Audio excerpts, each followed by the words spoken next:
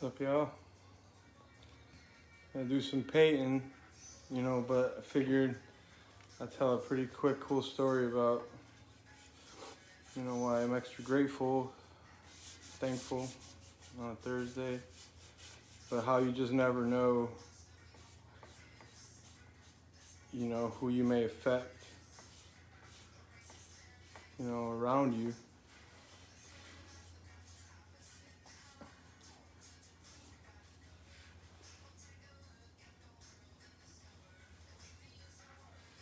So what's up, man? How you doing, my brother?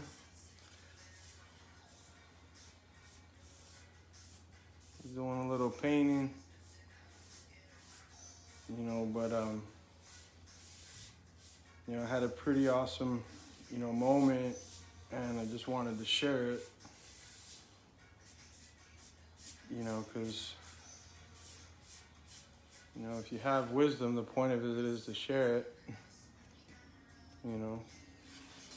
even if it's something minute. How's your day been, Lewis? What's up, Gabe? How you doing, brother?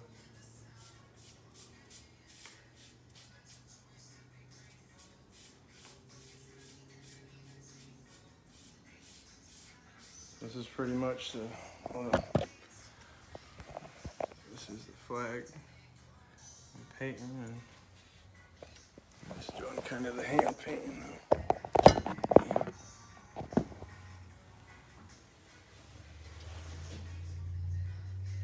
So I kind of wanted to just share something that's pretty awesome, that I think we can all benefit from, and kind of, proves, a point that was made a while ago by a brother named Robert Nesta Marley, Bob Marley. When he talked about how the true, the true, meaning of one's wealth, doesn't equate to financial status. The true wealth that one has in life is the ability to positively affect those around them. And that's what he was referring to. That a measure of a man is not, a human being. I mean, you want to be real about it, it's not measured how many cars and houses you have, but rather your ability to positively affect those around you. And I got a direct message. I got a DM. I get them from time to time, from folks that I'm connected with and just some random people. And I got a random message, from, this gentleman. And the message starts off with, you don't know me, Jose. But, hey, Alicia, but this man that I don't know, from the Midwest, went on to write and say that his father died and that he had no one in his life, and that I was his point of strength in dealing with the death of his father. And,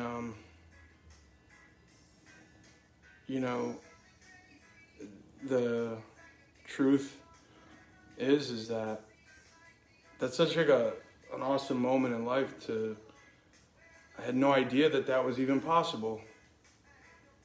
And for a grown man to express that his father died and that I was his source of strength to deal with the death of his father because he didn't have any family. That was it for him. And, to think that there are people out there that really have no one when stuff like that happens.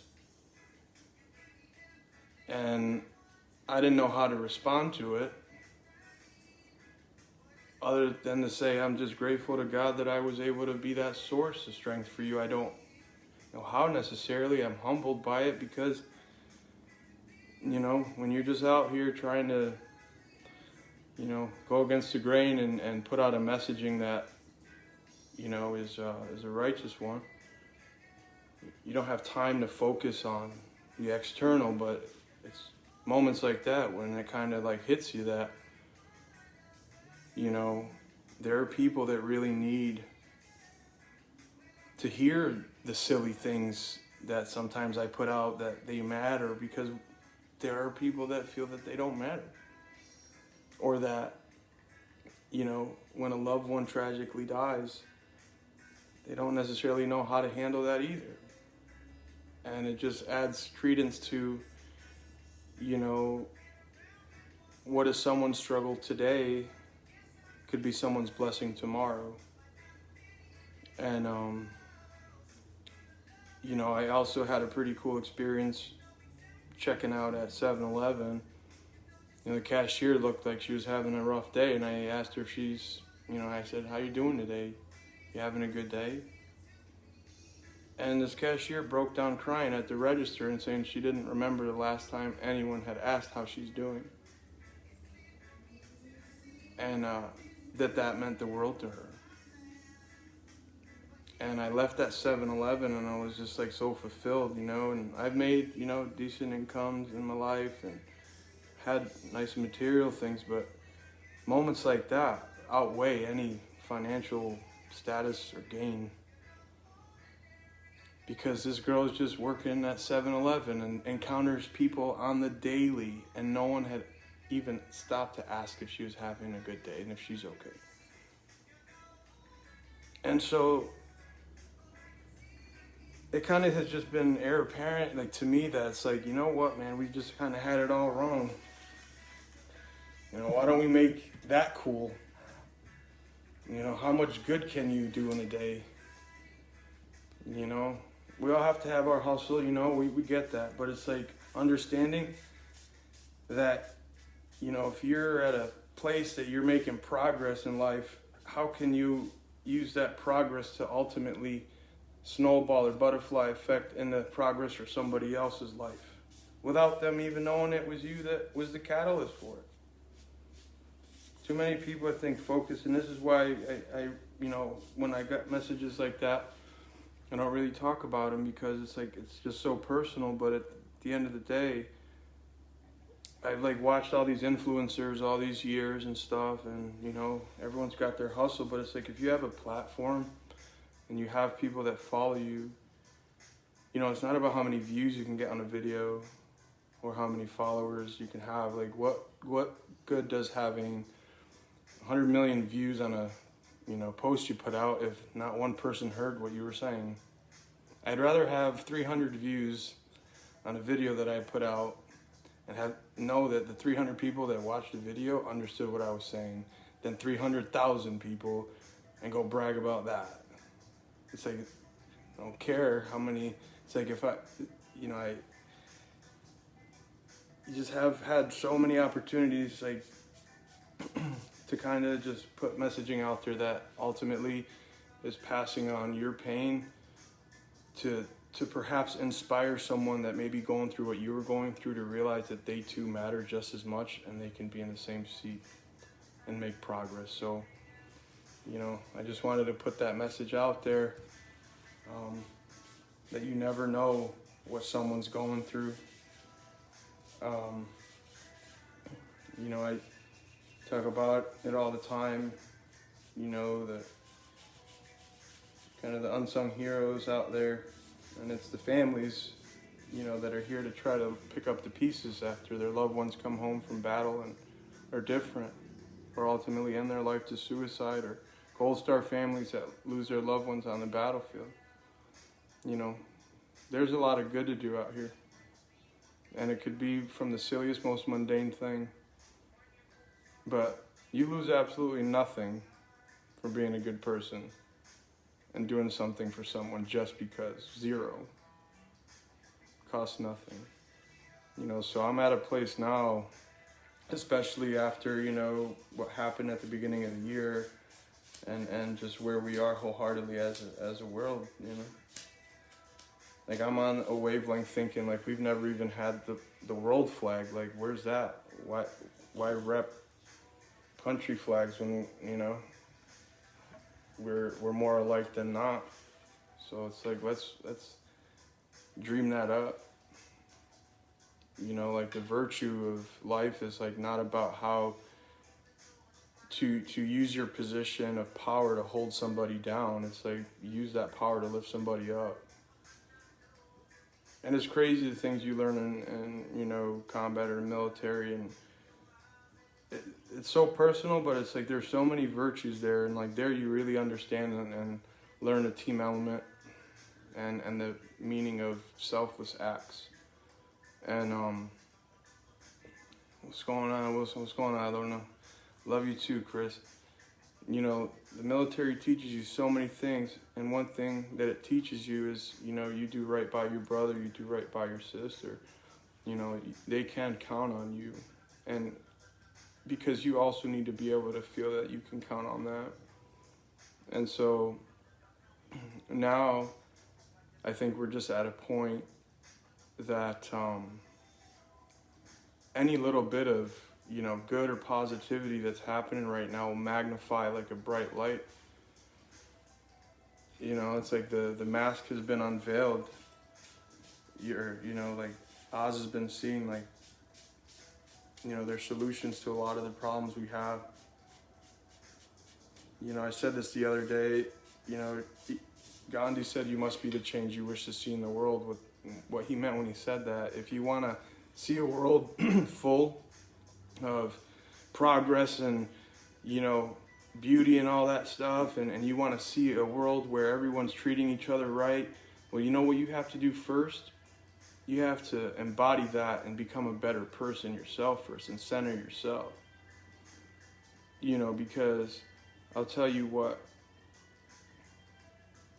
to be where I am today, knowing that there are people right now where I was years ago, and some will meet their demise by their own hand today, like that's a sobering thought, that I owe it to them to speak it out. And that's why I tell everybody, speak out your pain, speak out your truth. If you have PTSD, if you have MS, like whatever it is, your affliction, understand that your affliction right now, you're going through it for a reason, because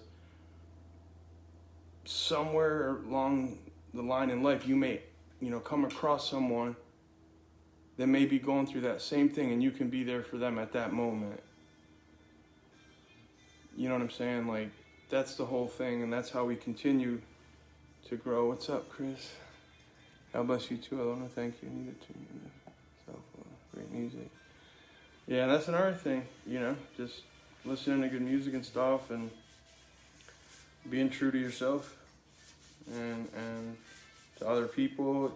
I've had dialogues with people that don't agree with my mindset and have completely opposite opinions, but you know what?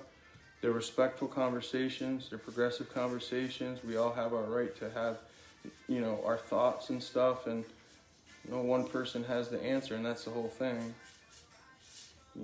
But we know exactly what not to do. We went through 2020 for a reason globally, and we're all impacted globally for a reason. And now it's, you pick up and you go. Hey, Andrea, how you doing? Like we've had people in history, I liken, a lot of things to Bob Marley.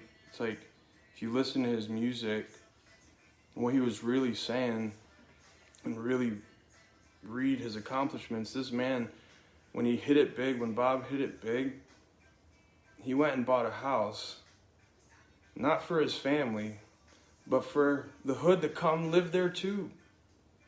And I think he paid like $1 million a month. But instead of leaving everyone in Trenchtown, Bob said, if I come up, you come up with me. And then how about this, when Bob is on his deathbed, God bless him, and he says to Ziggy Marley, as he's about to die, money can't buy life. Think about it. You get a cancer diagnosis, stage 4, look at Dustin Diamond, Screech, God bless him, Stage 4, a couple weeks ago, boom, dies the other day. You know what I'm saying? You never know.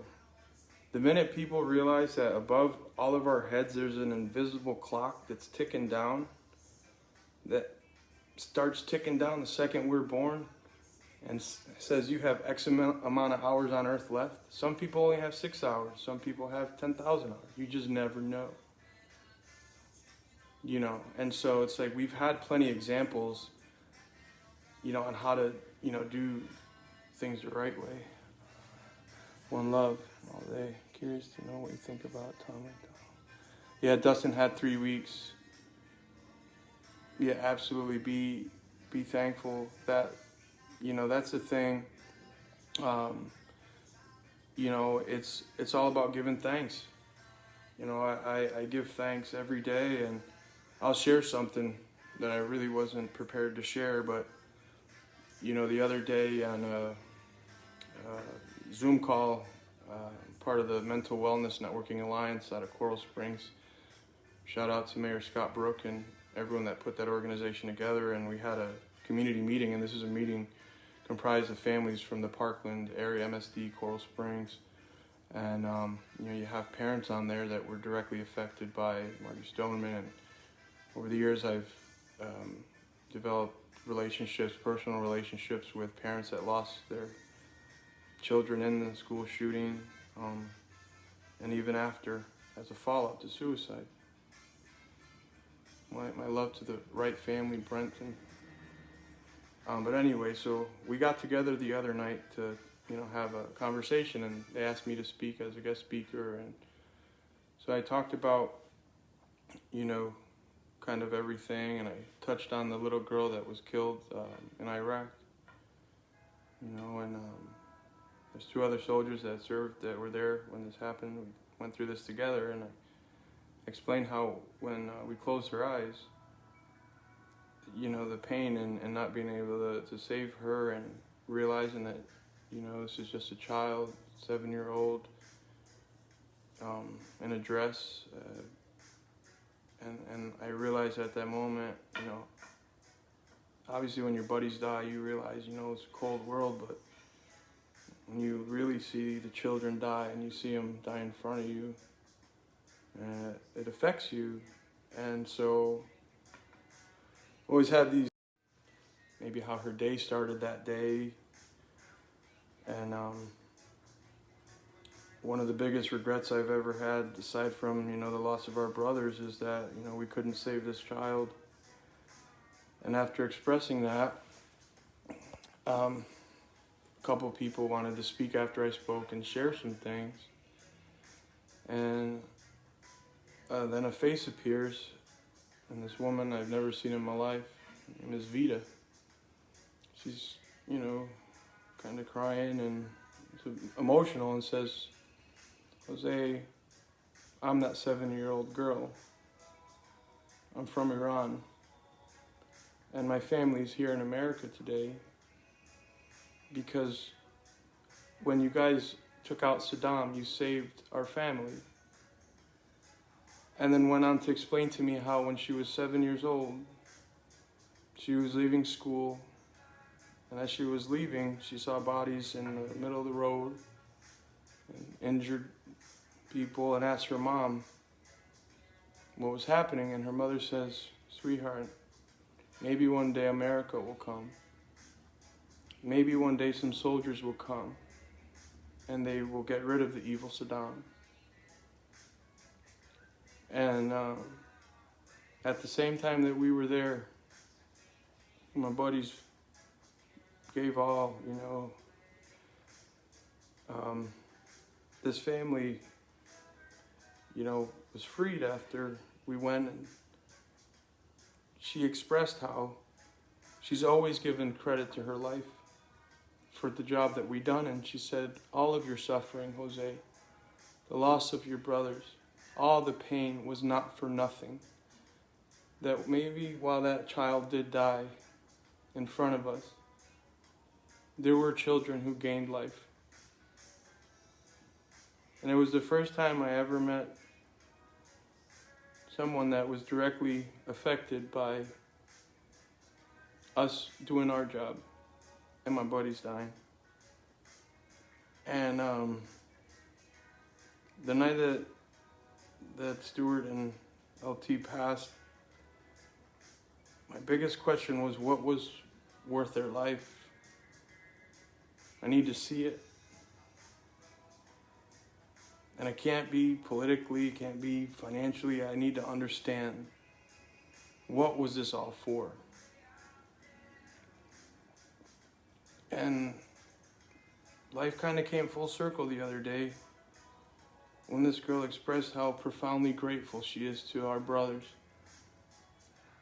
And I couldn't help but think that if Stuart were here and LT were here and they heard her, you know, because if it was me that was on the other side, and if it was to be for, you know, me to die and give it all for them to have life, that's what we did. And so you just never know. You never know. And so that happened, and I'm just still processing that moment. You know, so that's why painting is good for the soul. It helps. Because I can process in a healthy way, to where years ago, there's no way in hell I would have not been on a downward spiral, you know, with, you know, me by drinking my sorrows away, or, you know, having those triggers, and sort of being in a place today where, you know, being in control of your emotions is like being on a tightrope with no net below you. It's like, that's where I have PTSD, but the PTSD don't have me mindset. It's like understanding that you may have this and you will be triggered throughout the day. But it's like when that trigger comes, you know, you already know if you go this way, what's going to be the end result. Having a good way to, amen. Yeah, like, that's the thing with building these flags. You know, Memorial Day last year, it was like, I have a choice. I can just do what I've pretty much done every Memorial Day and get smashed, and by the end of the night, end up crying in some corner. And I was like, I'm not going to honor them this year that way. And I called my best friend Juve, and we went to Lowe's, picked up some wood, and we painted, you know, and built, you know, the first flag. And I told my buddy Juve, I said, listen, man, I got a feeling about this. Because I was so excited, never worked with wood in my life, never did anything, didn't even know how to use a damn table saw at the time. And it was the minute I painted the first red stripe, you know, that I realized, and there was a healing there. So that's why you just got to try something. Because then from that first flag, then came, you know, brother saying, hey man, can you make one, you know, in honor of my grandpa? Yeah, sure. I didn't even know how to charge people. I was like, I don't want to charge you. And they're like, no, you must charge me. I'm not going to let you do this for free. I was like, what do you mean? And so every day I just would come in here and, you know, I would mess up and literally force myself to start at zero. Messed up one star, guess what? All of them are done. Challenge yourself. Because you never know. And just be you.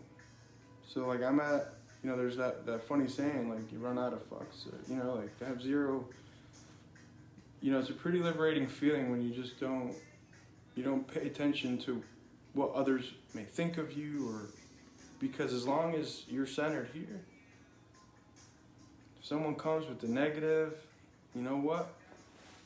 You have your right to have your opinion.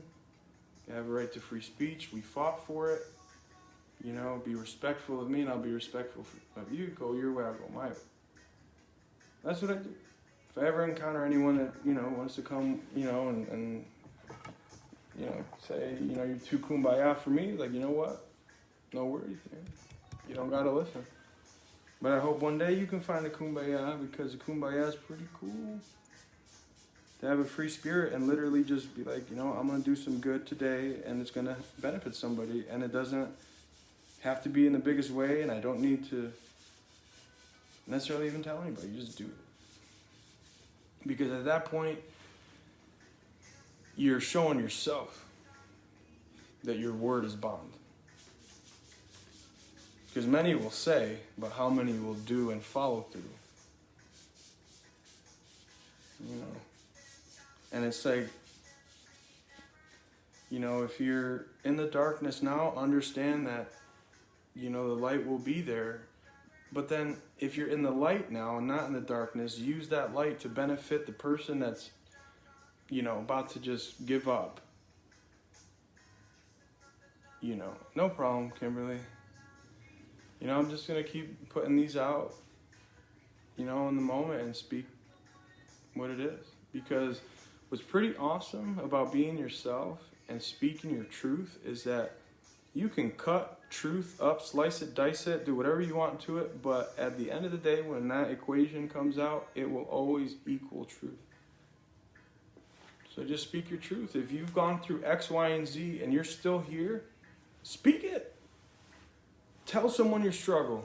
Because there's people out here that will respect your struggle instead of judge your struggle.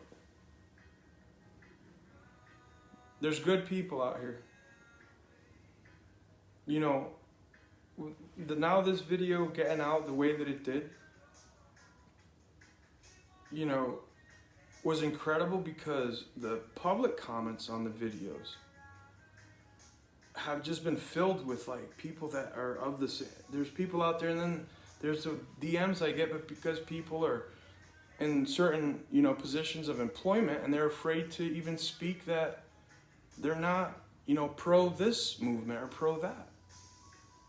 But thanks for being my voice. So that's the thing. We all have the ability to be the voice of the voiceless, to give hope to the hopeless. Because there are people that feel invisible today. That their struggle literally doesn't matter. That no one in their lives gives a shit. And they're going to give up. But it's if you apply the mindset that it's not about the quantity, it's the quality. I'd rather help in my lifetime I helped one person than wait till I feel like I've helped 1 trillion or got to this point. No. One at a time. The gentleman that wrote me the message expressing that I have no idea who the hell he is, but said that his father died and I was his point of strength. I had no choice but to stop in that moment and embrace the brevity of what that meant. And feel this guy's pain. His dad died. And then he's projecting a message saying, thank you for being just out here. How do I say you're welcome to that? It's no, thank you for that message, because now look where it's at. And if Jose Bellin can be the source of strength for someone when their family member dies, so can you. Because none of us are better than anyone. It's all equal. Your bank account doesn't matter. The minute people stop dreaming to be Scrooge McDuck and focus on that, while it's okay to have aspirations, it's ultimately what is the end game of that aspiration. How is that going to benefit somebody? And you don't have to have the right answer every time. It's okay to mess up. Fail. You know what? Fail forward, though. The minute you stop fearing failure, you'll see progress. Because one thing that will happen, you will fail in life. I failed 11th grade, but look, if I didn't fail 11th grade, I would have never graduated a year late, and I would have probably never went to the military. That failure, I used it as a motivation to fail forward and say, you know what? Yes, I did fail, but I'm still going to graduate. Okay, a year late. I'm still going to make something in my life. And it's again because we've been conditioned to think that we are limited. Without a college degree, you won't do this. If you count with your fingers like I still do sometimes, you're going to be stupid or you're stupid. No. Says who? Give somebody a chance. Instead of making fun of that person for what, the way they talk or whatever, why don't you just ask the person how they're doing, because they're a human being. And to take it a step further, the second, we realize that as a country too, America, we have to accept the wrongs that we've also done, in the past, and come to atonement with that. Because we can't change the past. We can't undo the mistakes. Can't change the past, but you can make a conscious effort to do the right thing today, tomorrow. I'm almost done painting this flag. I'll kind of show you. And that's, I'll take it a step further. I learned that, when I was going through my struggles with the PTSD and wanting to end my life, and what I thought of, honestly, what would my buddies that I care so much about that passed, right? What would they say? And I challenged myself. And I, at that point, realized, how disrespectful am I to them by falling into a place that I'm going to take my life, the life that I'm sure their parents would love for them to be here. Absolutely, you're damn right. So it's realizing that, I still struggle with depression and it just doesn't go away, but realizing that I had to be accountable for my own thoughts. And, I realized, the best way I can honor the brothers that are on my wall behind me and the sisters that passed also on the battlefield, the best way to honor them is to be grateful for this life, regardless of what's going on in the moment. But also, they didn't have a second to think before it happened. And they were decent,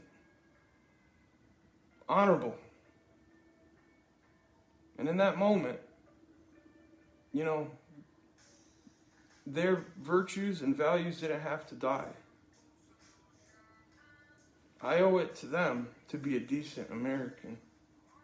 I owe it to them, to stand with dignity, and not look down on anybody. Because my buddy Stuart, he didn't look down on people, man. Love him to death. Miss him every day. Same thing, So I urge people to dig deep, and don't be afraid to ask for help. If you're going through something, and don't fear the stigma, Say, what, this is what I got, this is what I'm dealing with, but it's not gonna run me. Alright, finish painting this bad boy. Show you. Where we go from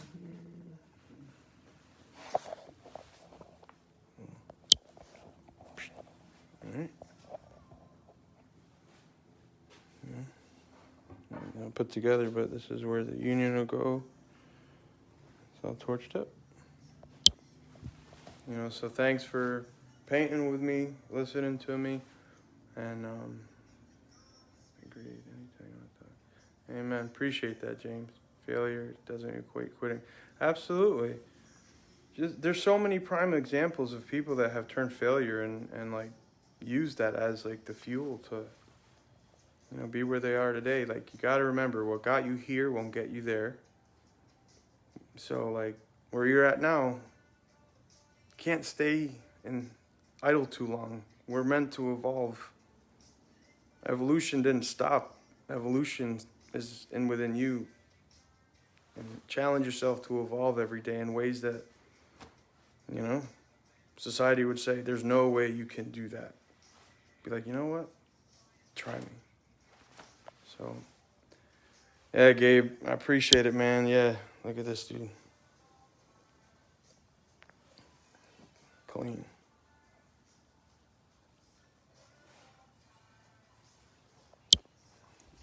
So I'm gonna let that dry, and I'm gonna work on, another piece and call it a night. So I just hope you have a good night. Thank you for hanging out, and God bless you. Don't be afraid to ask for help.